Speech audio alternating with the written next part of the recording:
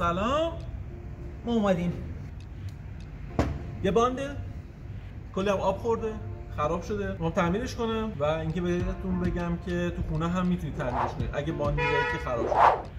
کار خیلی سختی هم نیست، خیلی راحته، از اون چیزی که فکر میکنید خیلی راحت تره و به سادگی آب خوردن میتونید تعمیرش کنید. نکته‌ای که هست، فقط چند تا ابزار میخواید که باید داشته باشید. یه پنسی چیزی میخواید، هویل، روغن، یکم دودم بگیرید. معتادا نمیگیرم، گاهی 4 سو گاهی 2 سو. برای این کار این قسمت توییترشو معمولا 99% باندا اینجوری که از پایین به پشت مگنته وصل میشه، یعنی شما ولکن این برچسب رو بکنید وسطش یه پیچه که اون تیوتر وسط رو بالا رو میاره بیرون. اونو که برداشتید، یعنی 2 تا سیم هم داره که قلش رو باز میکنید، خیلی ساده. این قاب هم در میارید. البته مال من این پدی که حالا هست اسمشو نمیدونم چیه، دیافراگم میشه چیه، چسبیده به این و خیلی راحت میشه اینو برداشت. حالا مال این چسبیده نمیشه. پنسی که دارید رو شروع کنید چسب این بغلا رو برداشتن، شروع کنید ضعیف کردن چسبه. اوکی. بعد نمه با پنس میندازیم زیر این دیافراگمه. فقط حواستون باشه پاره نشه، چون بالاخره اگرم درست هستش اما بالاخره باید پول بدید. بریم تو کارش.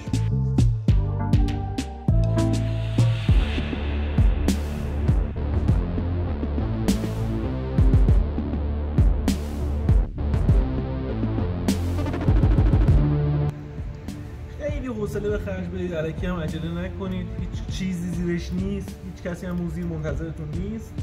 آروم.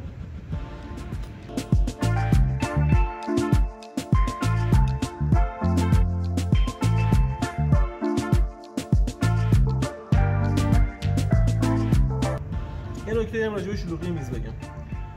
اگر یک آدم فنی رو دیدید که میز شلوغه، لطفاً به میزش دست نزنید. خودش میدونه همه چیز کجاست. پس اینقدر بهشون هم نگید که چقدر نامرتبی. اونا مرتبن، از دید شما نامرتبن. من راجع به میز صحبت نمی‌کنم. این ویدیو رو دوباره نگاه کن. چه ربطی داره؟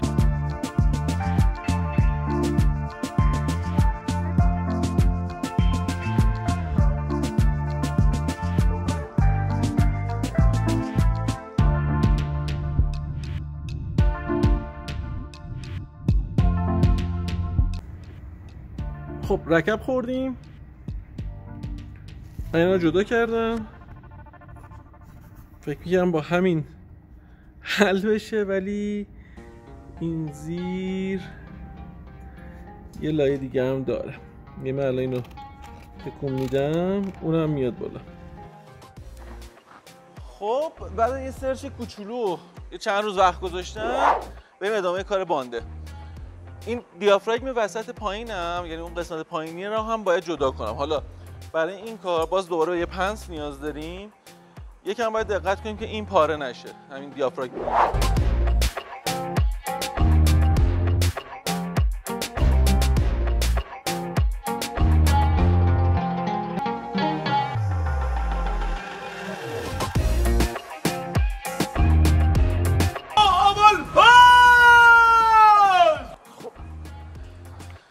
نشون بدم چطوری باز میشه. اینجا رو همینجوری خیلی ساده یه ذره باید بلند کنید، بعد اینجوری با همین پنسه خیلی راحت اینجوری میتونید برید جلو. فقط بپایید پاره نشه. به همین راحتی این در اومد.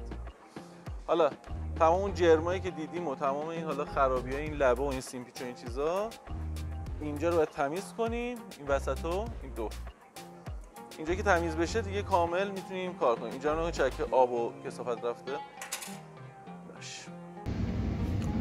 خب این قسمت ها رو تمیز میکنیم، این قسمت ها تمیز بشه. این برادا رو میبینید، همه اینا رو باید بردارید تا مشکل این بانده هم حل بشه. تمام این کثافت ها و برادا و این کثیفی ها همش باید برداشته شه. بعدش هم که دیگه اینو میذارید و دوباره چسب کاری و همون چسب قطره‌ای هم جواب میده. یه چسب مخصوص داره، البته اینم بهتون بگم چسب مخصوص داره که ما نداریم. همون چسب قطره‌ای بذارید دیگه نرم حرکت میکنه، مشکلی هم نداره.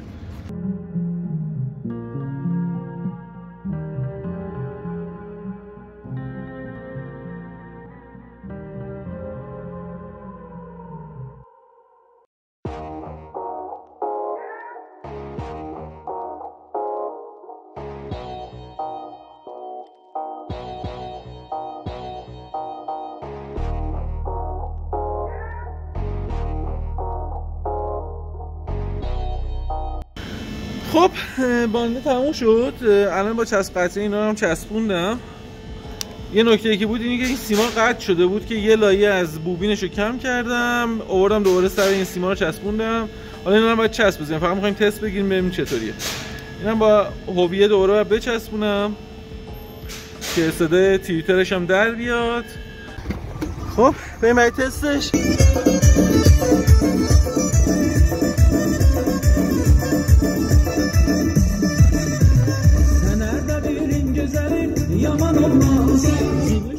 خب اینم از تعمیر باند. پس با کمترین هزینه بدون هیچ کار خاصی تو خونه هم میتونید انجامش بدید و تعمیرش کنید. پس باند این خرابتون رو دور نندازید و تعمیرش کنید. مرسی اینجا ویدیو هم اومدید. اگر مطلب خودرویی هم خوشتون میاد خوشحال میشم که تو کانال ببینمتون. سابسکرایب کنید و اینکه مطمئن باشید پشیمون نمیشید. منم خوشحال میشم که شما تو کانال ببینم. اگر انتقادی چیزی هم دارید بهم بگید که بتونم ویدیوهای خیلی بهتری براتون درست کنم و البته حرفه‌ای. با امید روزای بهتر. حرفه‌ای بودن به همتون میاد.